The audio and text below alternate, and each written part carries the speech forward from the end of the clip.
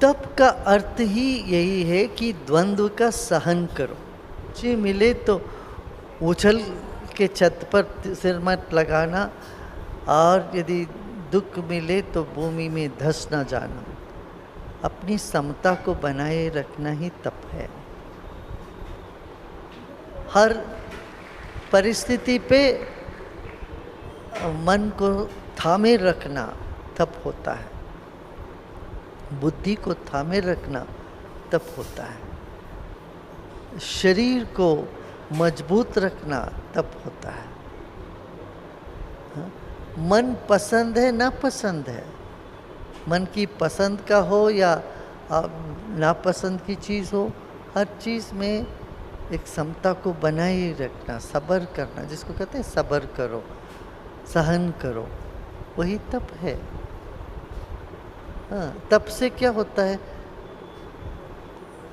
शरीर की जो मल दूर हो जाता है, अशुद्धि क्षय होता है।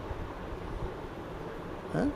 और इंद्रिय और काय सिद्धि होती है। काय सिद्धि माने शरीर मजबूत होता है और हमारी इंद्रियां मजबूत होती हैं। आँख, कान, नाक, त्वचा, ये सब दृढ़ होती है, ये मजबूत होता है।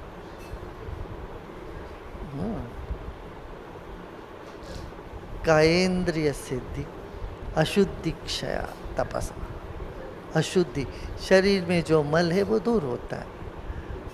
हाँ, तो अभी पंचकर्मा में आप जाओगे तो कहेंगे आपको स्नेह पान करना है, इतना सारा घी पी लेना है, और क्या मन करता है कुछ मसाला डोसा खा लें, कुछ और चटपटा खा लें, पानी पूरी खा लें। बोलते ना ना ना ना, बोलते कुछ नहीं, सिर्फ खिचड़ी, घी के साथ सिर्फ खिचड़ी ही खाना है। बिना नमक के खिचड़ी का शंख प्रक्षालन करते, कोई अच्छा थोड़ी ना लगता शंख प्रक्षालन करके।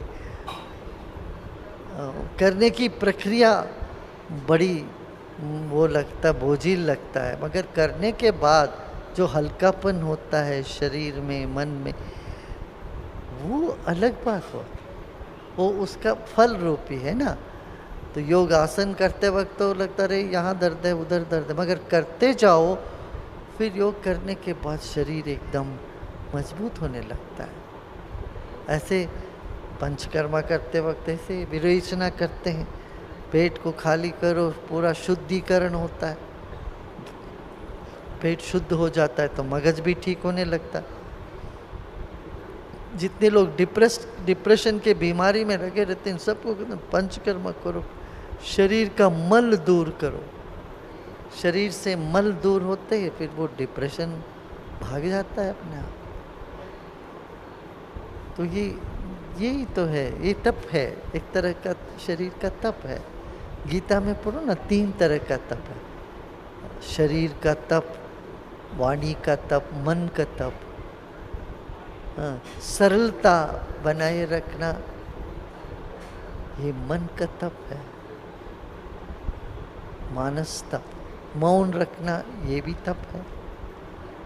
मौन रखने से इतना अच्छा होता है, शरीर की ऊर्जा बड़े मजबूत होने लगता है।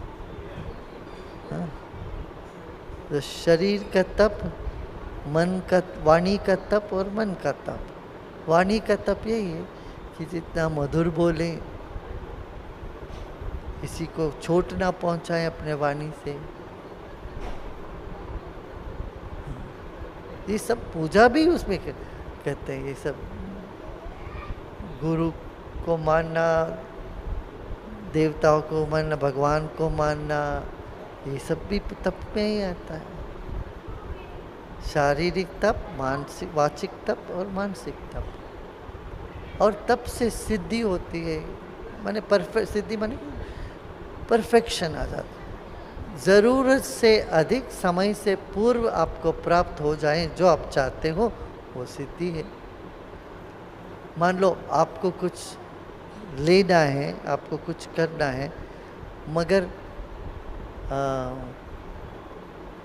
एक मकान खरीदना है, बड़ा मकान खरीदना चाहते हो, मगर थोड़ा सा ही कमी हो गई उसमें, आपके पास सिर्फ 70-80% ही धन है, 20% धन नहीं है, तो आप मकान खरीद नहीं सकते।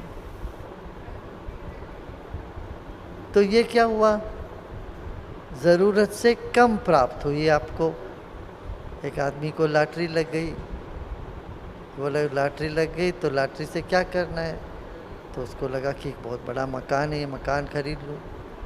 मैं खरीदने गया तो लगा कि अरे थोड़ा कम पड़ गया पैसे। अब लॉटरी लग गया, किसके पास जाके मांगेगा, लोग बोलेंगे अरे तुमको तो लॉटरी मिला, मैं क्यों तुम्हें उधार देने के लिए, कोई नहीं तैयार है उसको। अब मकान छूट गया हाथ से। तो क्या हुआ, ज़रूरत से कम मिला। हाँ, तो समय से पूर्व ज़रूरत से अधिक सब मिल जाए उसको कहते हैं सिद्धि। और सोचने से पहले, ज़रूरत अनुभव करने से पहले ही सब कुछ प्राप्त हो जाए वो सिद्धि है। और दूसरों को आशीर्वाद देने की क्षमता आ जाए वो सिद्धि है। अपना ही ज़रूरत नहीं, दूसरों का ज़रूरत पूरा करने की क्षमता है, फिर वो सिद्धि है। तो ये सब प्राप्त होते हैं, इसलिए साधना की ज़रूरत है, तप से ये सिद्ध होता है। जो तप नहीं करते बोलते वो तो गीता भी उनको नहीं सुनाना चाहिए, क्योंकि इतना कमज़ोर व्यक्ति हो जाए तो उनको कुछ भी नहीं रुचेगा ना कुछ कर पाएंगे।